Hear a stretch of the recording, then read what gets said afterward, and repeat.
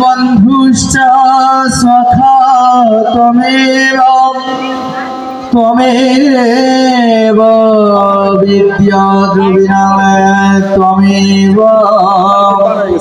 त्वमेव सर्वं मम देव देव। ओम पिता सर्गो पिता धर्म पिता हि परमं तप पितोरि प्रीतिमापन्ने प्रियन्ते सर्वदेवता। यद प्रसादाद जगद्दृष्टं पूर्णो कामो यदाशिषा प्रत्यक्ष देवता वै मे तुभ्यं मात्रे नमो नमो। ओम अखंड मंडलाकारं व्याप्तं येन चराचरं तत्पदं दर्शितं येन तस्मै श्री गुरवे नमः। हे कृष्ण करुणा सिंधो दीनबन्धो जगत्पते गोपेश गोपिका कान्तो राधा कान्तो नमोस्तुते। तव कांचन गौरांगी राधे वृंदावनेश्वरी वृषभानुसुते देवी प्रणमामि हरिप्रिये। ओम नमो वृंदावै तुलसी देव्यै प्रिया वै केशवस्य च कृष्ण भक्ति प्रदे देवी सत्यवत्यै नमो नमो। ओम कृष्णाय वासुदेवाय हरये परमात्मने प्रणतो क्लेशनाशाय गोविन्दाय नमो नमः। हरे कृष्ण कृष्ण कृष्ण हरे हरे हरे राम राम राम हरे हरे। हरे कृष्ण कृष्ण कृष्ण हरे हरे हरे राम राम राम हरे हरे। हरे कृष्ण कृष्ण कृष्ण हरे हरे हरे राम राम राम हरे हरे। वाञ्छाकल्पतरुभ्यश्च कृपा सिन्धुभ्येव च पतितानां पावनेभ्यो वैष्णवेभ्यो नमो नमः।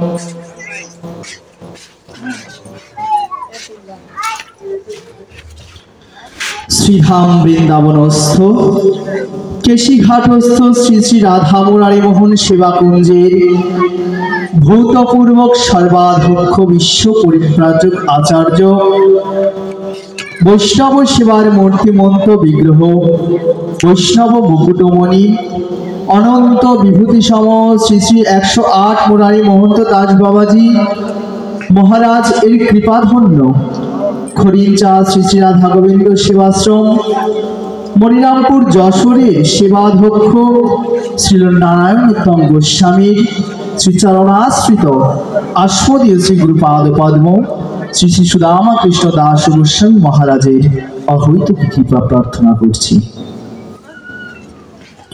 परमानंद चिन्मूर्ति भगवान जगद अधिपति पुरुषोत्तम श्रीकृष्णेर अशेष कृपा अशेष अनुकम्पा बर्षित हबार फले आज आमरा सकले भगवानेर दिव्य वाङ्मयी प्रतिमूर्ति स्वरूप এই ভাগবতীয় জ্ঞানযজ্ঞের আসরে সমাগত হতে পেরেছি।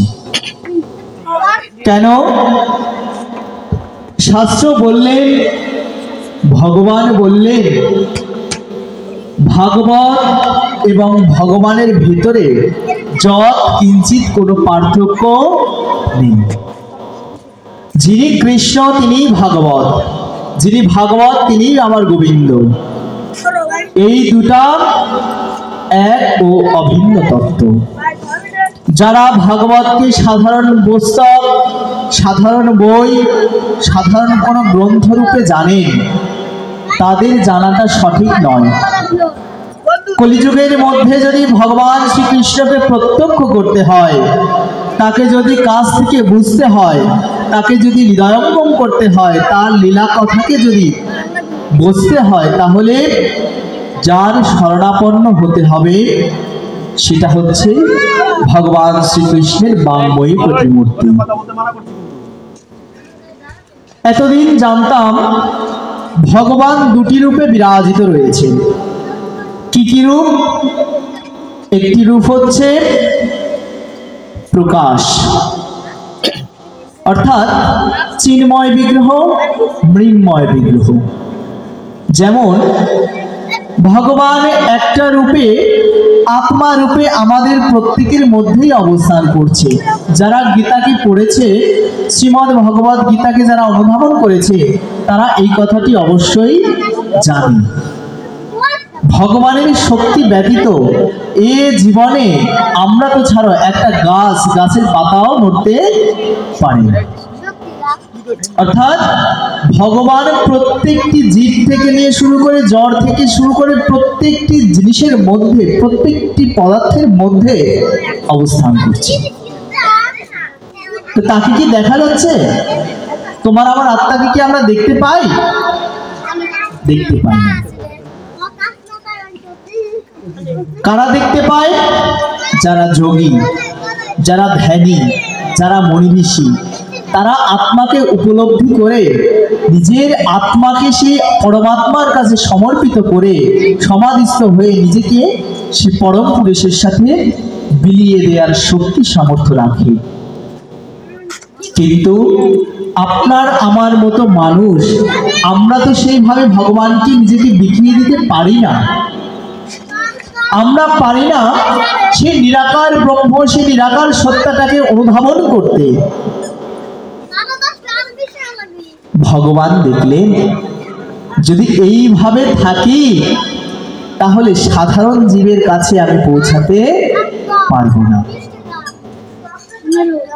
তখন তিনি কি করলেন? নিজের লীলা সৃজন করলেন, যাতে আমাকে সাধারণ মানুষও বুঝতে পারে, জানতে পারে, আমাকে তারা যেন আপন করতে পারে। সেই জন্য তিনি বিভিন্ন রূপ ধারণ করে পৃথিবীতে বারংবার অবতীর্ণ হলেন। কখনো অংশরূপে, কখনো পূর্ণরূপে, কখনো কলা রূপে নিজেকে বিভক্ত করে বারংবার তিনি এই সংসারের ভিতরে আবির্ভূত হয়েছিলেন। কেন?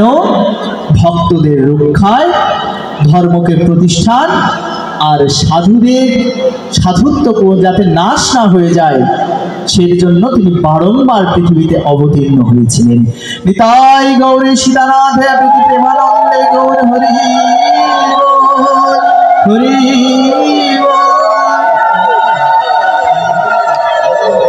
শুধু এক যুগে নয়, তিনি যেমন সত্য যুগে এসেছিলেন, তিনি তেমনি দাপরেও এসেছিলেন।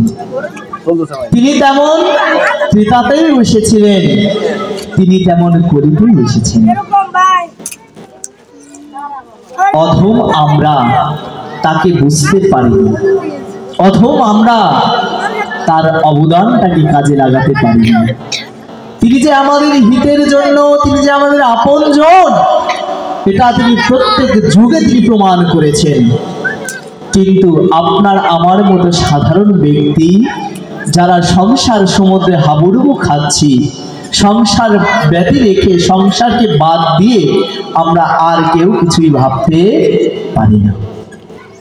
এর জন্য সেই পরম পুরুষ ভগবানকে সঠিকভাবে আমরা জানতে পারলাম না, চিনতে পারলাম না। কে জানাবে এই কথা?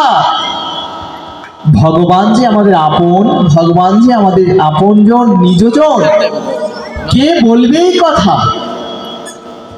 সেই কথা বলার জন্যই আমরা ভাগবতীয় আসনে সমাগত হই, সেই কথা শোনার জন্যই আমরা কীর্তনে আসি।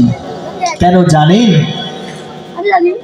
যে পরম পুরুষ আমাদের আপন, যে আমাদের আপনজন, নিজজন, তাকে ভুলে আমরা সংসার সমুদ্রে হাবুডুবু খাচ্ছি, মনে হয় এই সংসারেই আনন্দ রয়েছে। কিন্তু যেই আনন্দ গোবিন্দের শ্রীপাদ পদ্মে, নিতাই চাঁদের শ্রীপাদ পদ্মে রয়েছে, সেই আনন্দকে এই ত্রিভুবনের কোনো আনন্দের সঙ্গে তুলনা করা চলবে না। আমরা যে আনন্দ নিয়ে থাকি, এই আনন্দ হচ্ছে ক্ষণভঙ্গুর, আজ আছে কাল থাকবে না। এ কথা প্রত্যেকেই জানি, কিন্তু হৃদয়ঙ্গম কেউ করতে পারছি না, যার কারণে অসংখ্য দুঃখ ক্লেশ আদি আমাদের ঘিরে ধরছে। যার 100 টাকা আছে তার যাবার ভয় থাকে, কিন্তু যিনি ফকির মানুষ তার কি কোনো কিছু যাওয়ার ভয় থাকে গো? তো সেই ফকির, সেই মুসাফির আমরা প্রত্যেকেই। বিশ্বাস করে দেখো, তুমি আমি যেদিন সংসারে এসেছিলাম, বাবা আমরা কি কিছু সাথে করে এনেছিলাম? একটা কালো সুতো কি আমাদের সাথে ছিল? আবার যেদিন চলে যাব সেদিন কি কিছু সাথে যাবে? কিছুই সাথে যাবে। তাহলে এই যে মিছে মায়ার মধ্যে পড়ে আমার আমার আমার আমার করছি, এই যে মিছে মায়ার সংসারে পড়ে আমার আমিত্ব অহংকারে যে ডুবে আছি, একবার বিবেচনা করে দেখবেন কিছুই কি আপনি সঙ্গে নিয়ে যেতে পারবে? তাহলে নিজেকে প্রশ্ন করুন, এই সংসারে আমরা কেন এসেছি? এই সংসারে আমরা কেন আসলাম? এই যে 84 লক্ষ জনে ভ্রমণ করে একবার পাওয়া যায় মনুষ্য জন্ম। যারা শাস্ত্র পড়েছেন, শাস্ত্র অধ্যয়ন করেছেন, তারা জানবেন 84 লক্ষ জন্ম ভ্রমণ করে একবার পাওয়া যায় মনুষ্য জন্ম। এর জন্য বলা হয়েছে দুর্লভ জন্ম সার, মানব জন্ম পাবে না তো আর। তো যার যা করবার এই জীবনেই করে রাখো। যখন আমরা বৃক্ষ আদি ছিলাম, তখন আমরা ভগবানকে বলেছিলাম, বাবা বৃক্ষের মধ্যে কি প্রাণ নেই? গাছের ভিতরে কি প্রাণ নেই? অবশ্যই আছে। তা আমরা যেভাবে হরি মন্দিরে যেতে পারি, ভগবানকে ডাকতে পারি, গাছেরা কি পারে গো? যখন বৃক্ষ জড়িতে ছিলাম, তখন ভগবানকে বলেছিলাম, হে প্রভু, প্রাণ তো দিলে, তোমাকে ডাকার মতো শক্তি সামর্থ্য আমাদের দিলে না। ক্রমে ক্রমে যখন আমাদের জনের উন্নতি হলো, পৌঁছালাম আমরা পশুকুলে। পশুকুলে যখন জন্মালাম, তখন কেঁদে কেঁদে বললাম, ভগবান প্রাণ দিয়েছো, চলার মতো শক্তি সামর্থ্য দিয়েছো, কিন্তু বলবার মতো মুখ তো তুমি প্রদান করলে না। যেই বদনে তোমার নাম হয় না, যেই বদনে তোমার নাম নেওয়া যায় না, সে জন্ম চাই না। যে জন্ম নিলে তোমার সেবায় আমরা লাগতে পারি, প্রাণ ভরে ডাকতে পারি, তুমি আমাদের সেই মনুষ্য জনিতে প্রেরণ করো। ক্রমে ক্রমে পশু জনির সর্বশেষ জনি হচ্ছে গো জন্ম, অর্থাৎ গাভী কুলে। আপনি আমি যখন মনুষ্য শরীরে এসেছি, তার পূর্বজন্মে প্রত্যেকেই আমরা গাভী জনি থেকে মুক্ত হয়ে এই মনুষ্য শরীরে এসেছি।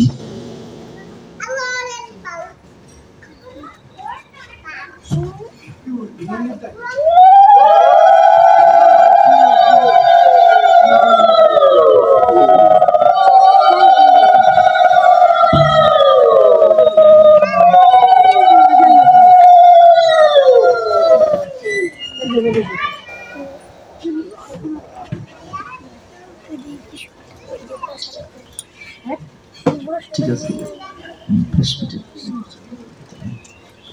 জয় নিতাই, জয় গৌর।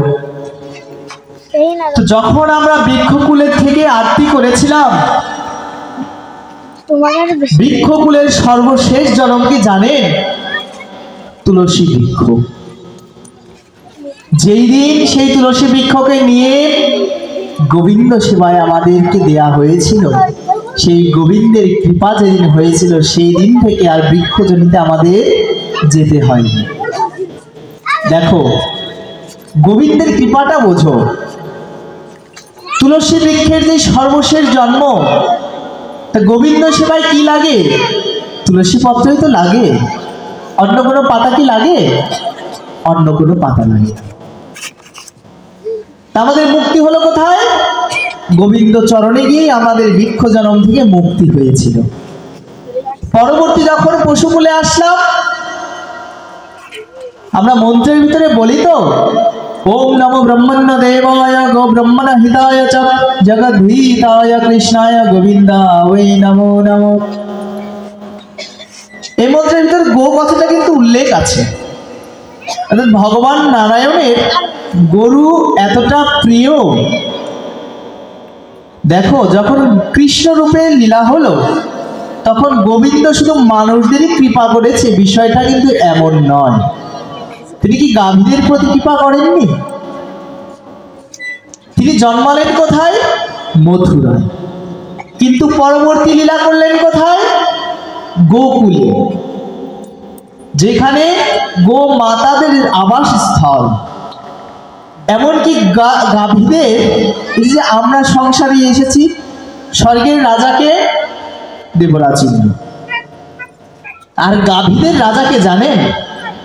গাভীদের ইন্দ্রকে সাক্ষাৎ ভগবান শ্রীকৃষ্ণ।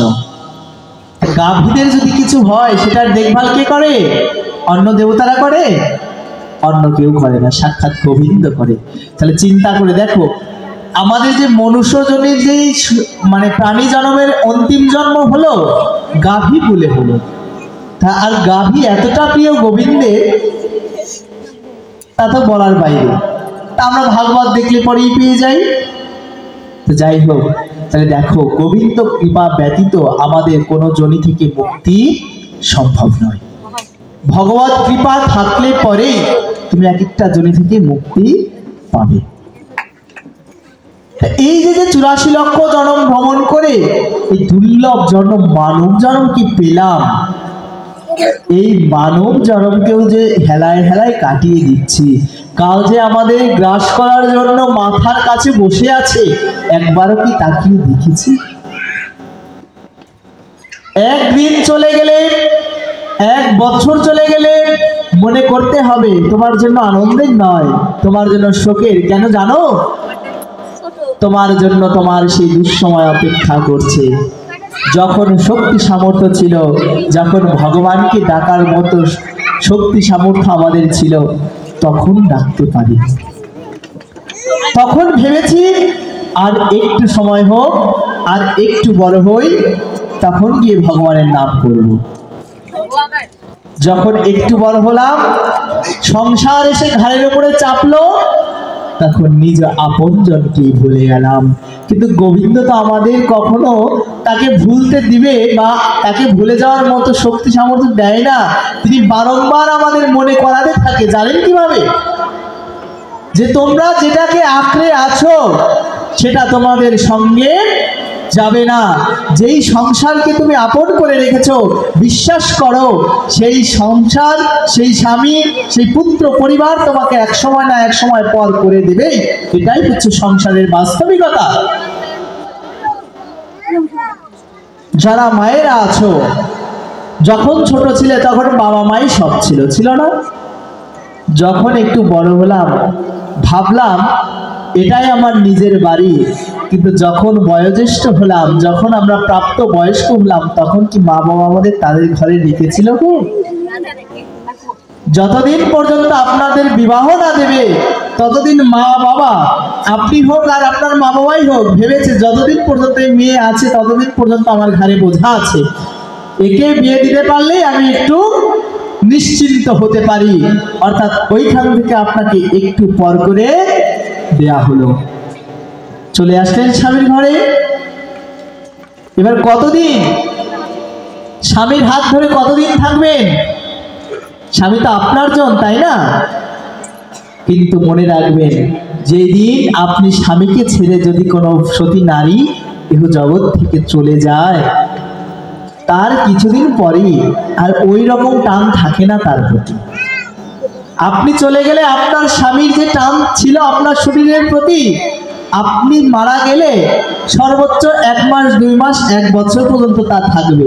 তারপরে আস্তে আস্তে সেও আপনাকে ভুলে যাবে। যেই সন্তানকে আপনি আপন করে রাখলেন, নিজে না খাইয়ে সন্তানের প্রতি সচেষ্ট ছিলেন, নিজে না খাইয়ে সেই সন্তানকে খাইয়েছেন, একবার ভেবে দেখেছেন কি সেই সন্তানে আপনার মুখে অগ্নি প্রজ্বলন করে শ্মশান ঘাটে একা ছেড়ে দিয়ে চলে আসবে? এটাই সংসারের বাস্তবিকতা। কার জন্য করলেন একবার ভেবে দেখবেন। যে সংসারে এসে যা আমরা করে যাচ্ছি, কি আমাদের সাথে যাবে? কেনই বা সংসারে এলাম? আর যখন চলে যাব কিবা আমি সাথে করে নিয়ে যাব? একবার নিজের বিবেকের কাছে সবাই প্রশ্ন রাখবে। যার চরণে যদি আশ্রিত আপনি যতদিন পর্যন্ত না হবেন মা, এই সংসার বন্ধন থেকে আপনার মুক্তি নেই। অতএব যার চরণ ধরলেন, যার শ্রীপাদ পদ্মকে অন্বেষণ করলে, যার শ্রীপাদ পদ্মে হা গৌর আমি তোমার হলাম বলে একবার নিজেকে বিকিয়ে দিতে পারবে, মনে রাখবেন সেই মুহূর্তে আপনার দায়িত্ব তার হাতে চলে যাবে। তাই গৌরী সীতারাধে পৃথিবী মানন্দে গৌর হরি।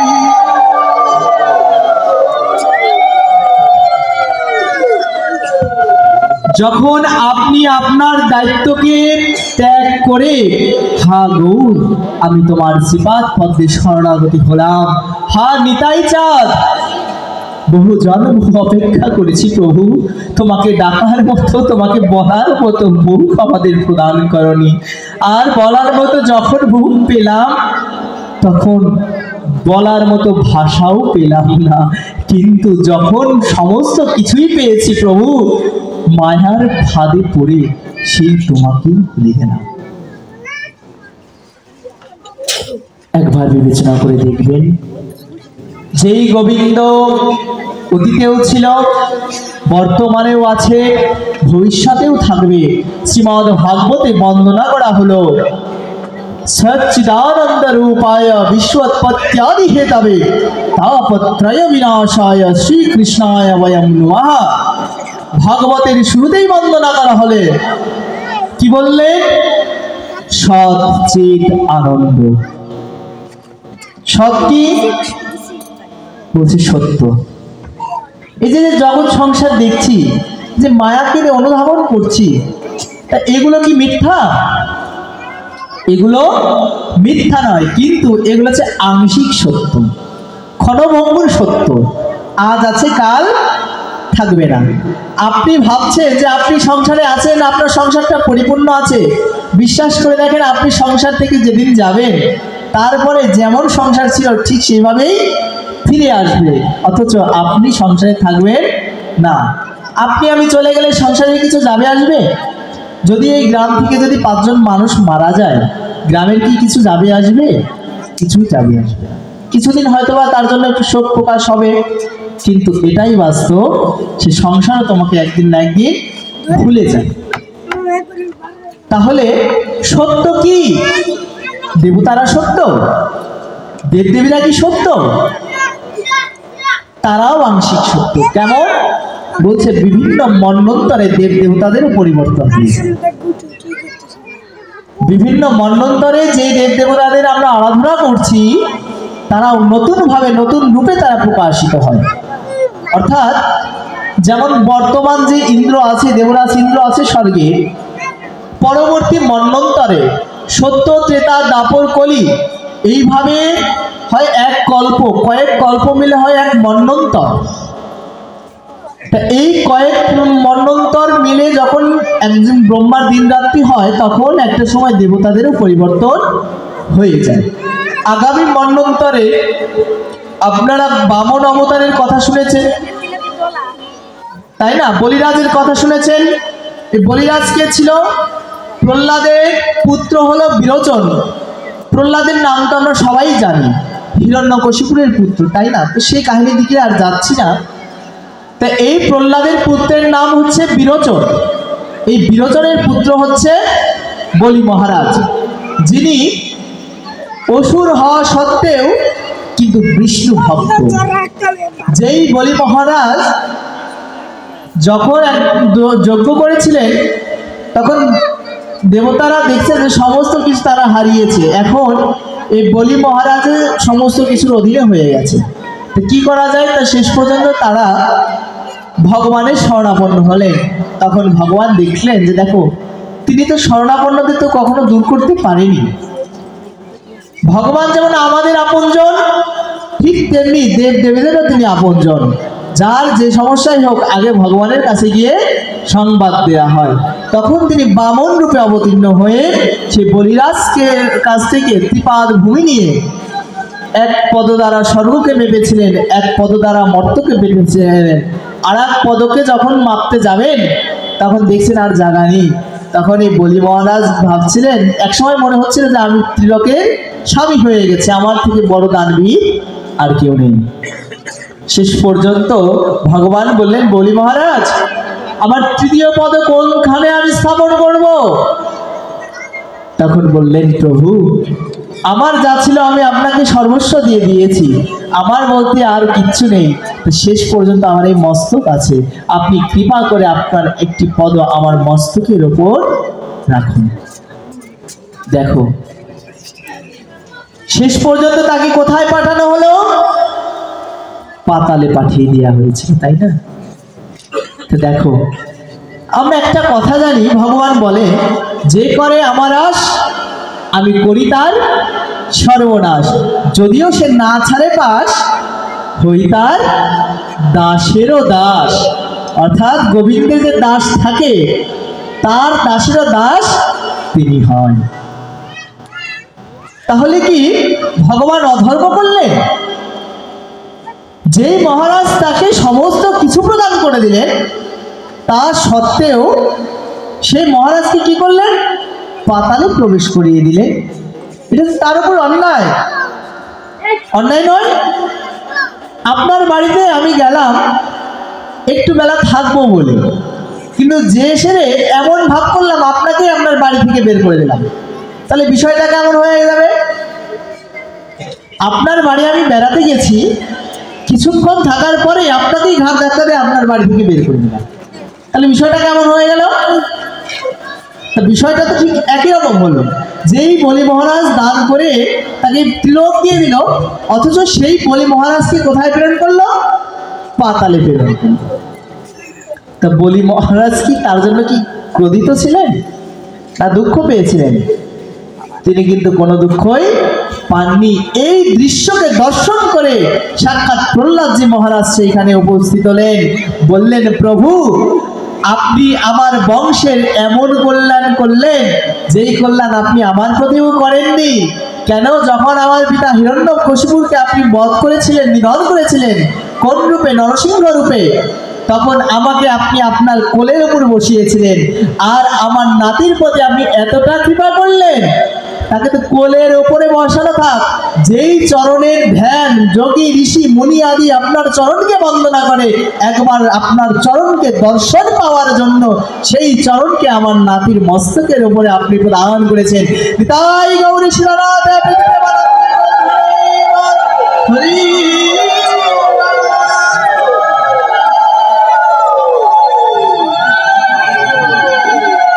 ভগবান এতটা প্রসন্ন হলেন প্রহ্লাদ মহারাজের কৃপায়, আর বলি মহারাজকে আশীর্বাদ প্রদান করলেন। কি আশীর্বাদ? বলছে, তোমার এই দান কখনো বৃথা যাবে না। তুমি আজকে যে রকম তোমার কাছ থেকে আমি সর্বস্ব কেড়ে নিলাম, এক সময় আমি তোমাকে সর্বস্ব প্রদান করব, কিন্তু সেই জন্য কিছু সময় তোমাকে অপেক্ষা করতে হবে। এর জন্য তিনি এখনো কিন্তু পাতাল লোকে রাজত্ব করছেন। এই বলি মহারাজ কিন্তু দেহ রাখেননি।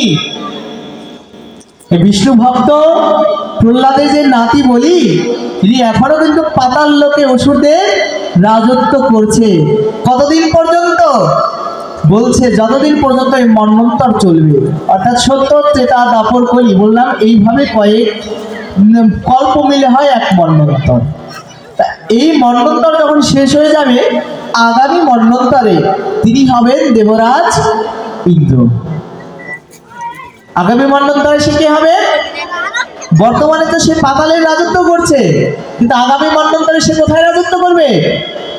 স্বর্গে। দেবরাজ ইন্দ্র কোথায় থাকে? স্বর্গে। তাহলে একবার ভেবে দেখেন, ভগবানকে চাইলে, ভগবানকে বুঝলে কখনো সেই ভজা বিফলে যায় না। সে আপনি মানুষ হন কি অসুর হন কি হন, ভগবান কিচ্ছু দেখে না, শুধু দেখে সে কাকে ডাকছে, কে কাকে ডাকছে, কে কাকে চাচ্ছে। তাহলে চিন্তা করা যায়,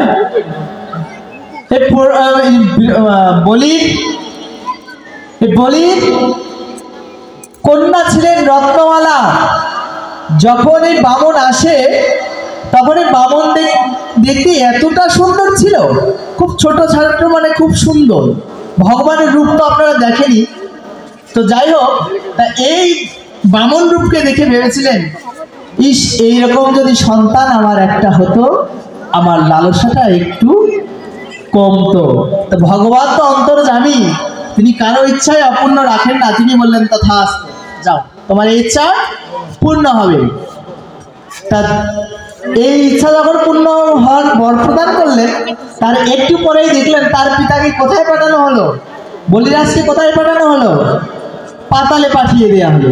তখন তিনি বলেছিলেন, যে আমার পিতাকে এইভাবে পাতালে প্রবেশ করলো, যদি সে আমার নিজ সন্তান হতো, আমি তাকে বিষ খাইয়ে মেরে দিতাম।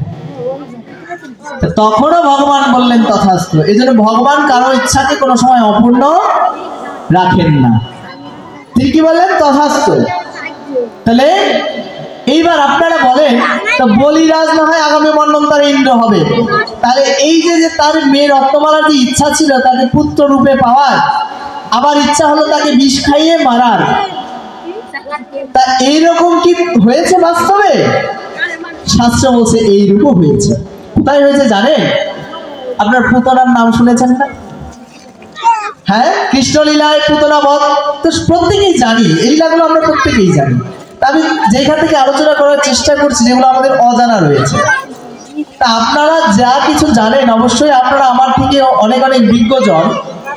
আপনাদের সামনে আমি খুবই সামান্য একজন মানুষ, আপনাদের কাছে হরিকথা পরিবেশন করার মতো শক্তি সামর্থ্য আমার নাই। তবে আমি চাচ্ছি আপনারা যতটুকু জানেন তার সাথে আরো একটু যোগ করে দেওয়ার জন্য। তা পরবর্তী লীলায় কি হলো? ভগবান তাকে দেখলেন, তা এই রত্নমালা যে ইচ্ছা করছে তা প্রাপ্ত করতে হয়তোবা তার অনেক জন্ম অপেক্ষা করতে হবে। তো যাই হোক, পরবর্তী লীলায় যেহেতু আমি কৃষ্ণ রূপে আসবো, ততদিন পর্যন্ত অপেক্ষা করুন, আমি সেই লীলায় তাকে কৃপা করব। এই জন্য তিনি পুতনা রূপে আবির্ভূত হলেন। কে? এই বলিরাজের কন্যা রত্নমালা। প্রথমে ইচ্ছা ছিল কি? তাকে পুত্র রূপে পাওয়ার। পুতনা এত রূপ থাকতে কি রূপে এসেছিলেন? মাতৃরূপে এসেছিলেন, খুব সুন্দরী রমণী রূপে এসেছিলেন। আর মায়েরা কি করে? স্তন্য দান করে কে? আমরা যখন ছোট ছিলাম আমরা দুগ্ধ খেয়েছি কার ইয়ে থেকে? মায়ের কাছ থেকেই তো। গোবিন্দ তাকে সেই ইচ্ছাটাকেও পূরণ করেছিলেন। ওই যে বিষ খাইয়ে মারাতে চাইলেন, এই জন্য পুতনা কি অন্য কোনো অস্ত্র দিয়ে মেরেছিল? কৃষ্ণকে মারার জন্য কি মাখিয়ে আসলো? বিষ। দেখো ভগবত লীলাকে বোঝাটা কতটা কঠিন ব্যাপার। কিভাবে সে তাকে দিয়ে লীলা করিয়ে নিল, এটা কিন্তু চারটেখানি কথা না। যখন এই পুতনাকে নিয়ে গোবিন্দ আকাশে উড়ে চলে যাচ্ছে, তখন মা যশোদা আদি প্রত্যেকে পিছনে পিছনে ধাবিত হয়ে মা যশোদা মূর্ছিত হয়ে গেলেন। তখন শেষ পর্যন্ত গোবিন্দ দেখলেন আমার মাকে আর বাঁচিয়ে রাখা যাবে না যদি আমাকে নিয়ে পুতনা চলে যায়। শেষ পর্যন্ত তিনি কি করলেন? পুতনাকে এমন প্রাণ বাইরে ধরে টান দিলেন, সেই ব্রজের মধ্যে তিনি ধরাস করে পড়ে গিয়েছিলেন। তো এই যে পড়লো, বড় আশ্চর্যের বিষয় কি জানেন মা? আপনি আমি যখন মারা যাব, যদি কেউ মায়েরা নাও জানতে পারে, বাবারা যারা মরা পুড়িয়েছে দেখবেন ওই শরীর থেকে একটা দুর্গন্ধ বের হয়, তাই না? কিন্তু এই পুতনাকে যখন শেষ কার্য করা হয়েছিল, তার গা থেকে চন্দনের মতো ঘ্রাণ আসছিল, অর্থাৎ চন্দন কাষ্ঠকে ফোড়ালে যেই রূপ ঘ্রাণ চারিদিকে মম করে, ঠিক তদ্রূপ সেই রূপ ঘ্রাণ আসছিল। এটার কারণ কি? পুতনা তো রাক্ষসী ছিল, কত কত শিশু হত্যা করেছে, কত কত অপরাধ করেছে, কুকার্য করেছে, তা সত্ত্বেও এই পুতনাকে পোড়ানোর সময় এত সুন্দর ঘ্রাণ কোথা থেকে আসলো? বলছে যেই দেহকে গোবিন্দ একবার স্পর্শ করে সেই দেহ আর দেহ থাকে। যেই দেহ, শুধু দেহই নয়, যেই দেহের স্তর সাক্ষাৎ অনাদিরাদি গোবিন্দ আবার পান করে, সেই দেহ আর দেহ থাকে না।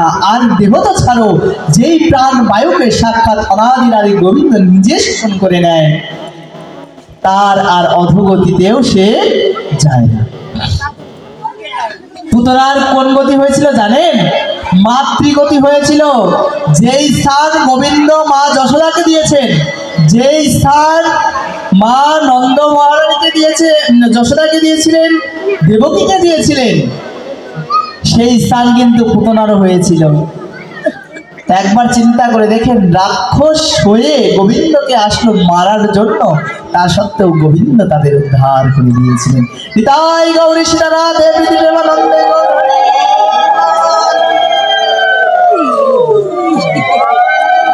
একবার চিন্তা করে দেখেন, গোবিন্দ কে পাপী, কে অধম, কে কি, এগুলোকে বিচার বিশ্লেষণ করে গো?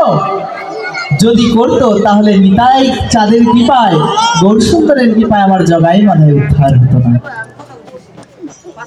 গৌরলীলায় তো তিনি প্রমাণ করলেন,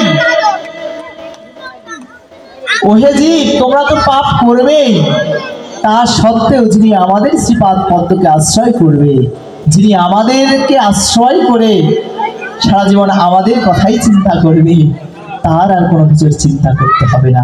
এ কথাই তিনি গীতার মধ্যে স্পষ্ট করলেন।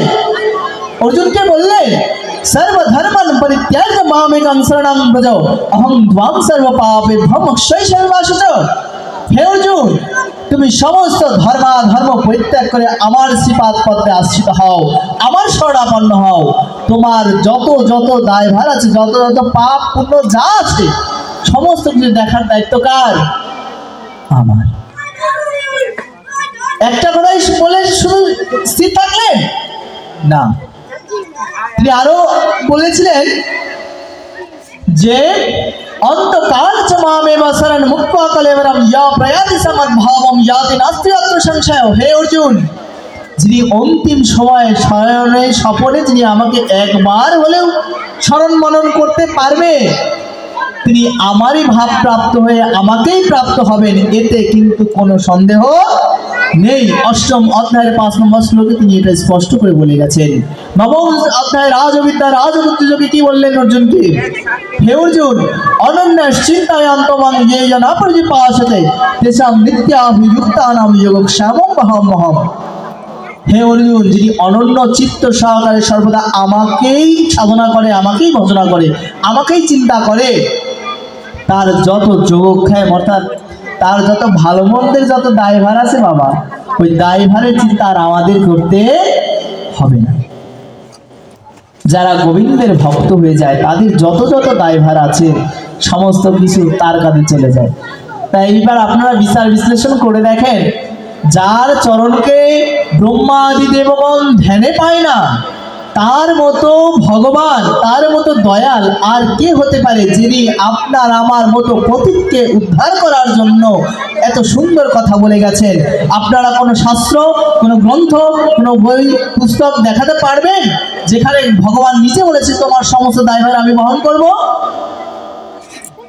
এত দেবদেবীর পূজা করছো, কোনো দেবদেবী বলেছে আমার পূজা করলে তোমার যত ভালো ভালো জিনিস আছে, যত মন্দ জিনিস আছে সব আমি নিজে বহন করবো, তোমার যত পাপ আছে তোমার সব পাপ থেকে আমি মুক্ত করে দেব?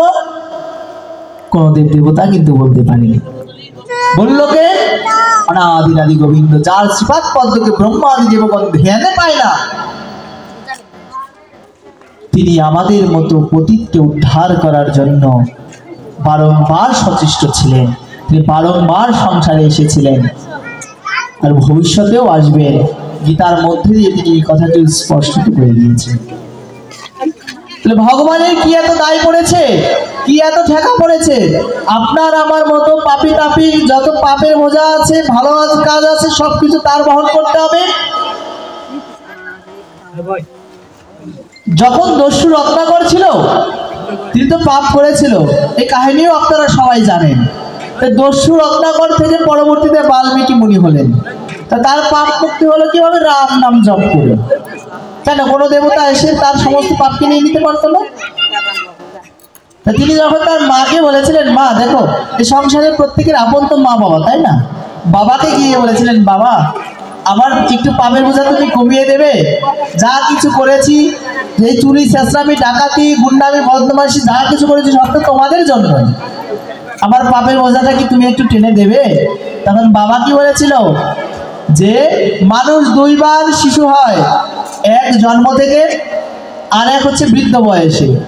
যখন তুমি শিশু ছিলে তখন তোমার যেভাবে ভরণ পোষণ করেছি সেটা আমার ব্যাপার ছিল। আমি চুরি করে আনবো না ডাকাতি করে আনবো, শিশু তো আর জানে না, তাই না? শিশুর ওপর কি সে কথা বর্তায়?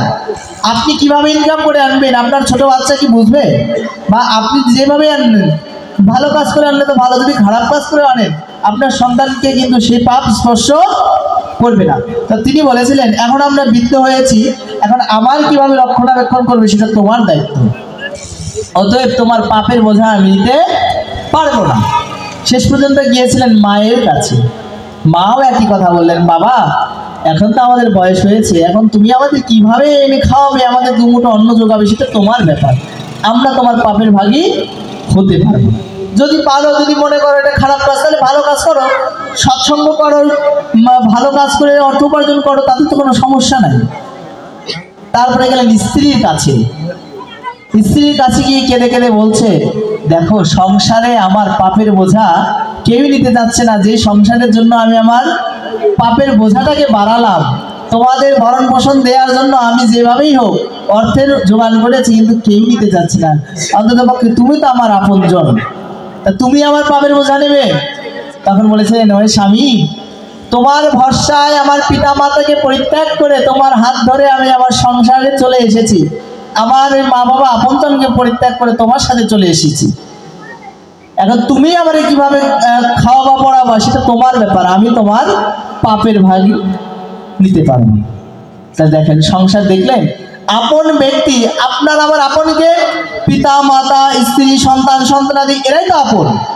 এই সংসারে এদের থেকে তুলনায় তো আর আপন কেউ নাই। তাহলে এরাও কিন্তু পাপের বোঝা নেওয়ার সময় মোচড়ামুচড়ি করবে, কিন্তু সেই পাপের বোঝাকে স্বেচ্ছায় নিতে চাইলেন কে? গীতার মধ্যে স্পষ্ট করলেন কে? আমার অনাদিরাদি ভগবান শ্রীকৃষ্ণ। যার চরণকে মুনিঋষিরা ধ্যানে পর্যন্ত উপলব্ধ করতে পারে না, সেই অনাদিরাদি গোবিন্দ এত বড় এত সুন্দর কথা বললেন কেন? বলছে তাকে যেন আমরা একটু ভালোবাসি। গোবিন্দ কি চায়? তুমি যে চিনি বাতাসে দিয়ে পুজো দিচ্ছ, গোবিন্দ কি এটা চায় তোমার কাছে? গোবিন্দ যিনি সাক্ষাৎ ভগবান, যার সেবা করার জন্য দেব দেবতা থেকে দাস দাসী থেকে নিয়ে কোনো কিছুর অভাব নেই, যাকে সেবা করার জন্য প্রত্যক্ষ শ্রীমতী রাধা ঠাকুরানী রয়েছে, যিনি নিজ হাতে রন্ধন করে গোবিন্দকে ভোগ লাগায়। তো সেই রাধারানীর ভোগকেও, অর্থাৎ রাধারানীতে ভোগ দিয়ে যে তৃপ্তি হয়, সেই তৃপ্তিটা আরো বেড়ে গিয়েছে কেন? আপনার আমার বাড়ি এসে কেন বসে আছে? বলছে আপনার চিনি বাতাসা খাওয়ার জন্য। আপনি যে আমি যে পূজা দিচ্ছি, চিনি বাতাসা দিচ্ছি, গোবিন্দ কি এটার আশা করে আছে? বলছে না, গোবিন্দ যে জিনিসটা চায় সেটা হচ্ছে একটু ভালোবাসা। গোবিন্দ তো বললেন, পত্রম পুষ্পম ফলম তোম ইয়মে ভক্তা প্রদাচ্যতি, যিনি ভক্তি সহকারে আমাকে একটু পত্র, একটু পুষ্প, একটু জল অর্পণ করে, আমি তাই গ্রহণ করি। তাই গৌরী শিলানাথ প্রেমানন্দে বলছে, এটা দিলে কি হবে? যদি আমরা গোবিন্দের কাছে একটু তুলসী পাতা, একটু ফুল জল দেই, তাহলে কি হবে? বলছে গোবিন্দ আমাদের আপন করে দিবে। যে আমাদের আপন করলে আর ভয় নাই। যে আমাদের আপন করলেন সে আমাকে কখনো ঠকাবে না, এই সংসারও আমাকে ঠকিয়ে একসময় ভুলে যাবে, কিন্তু যার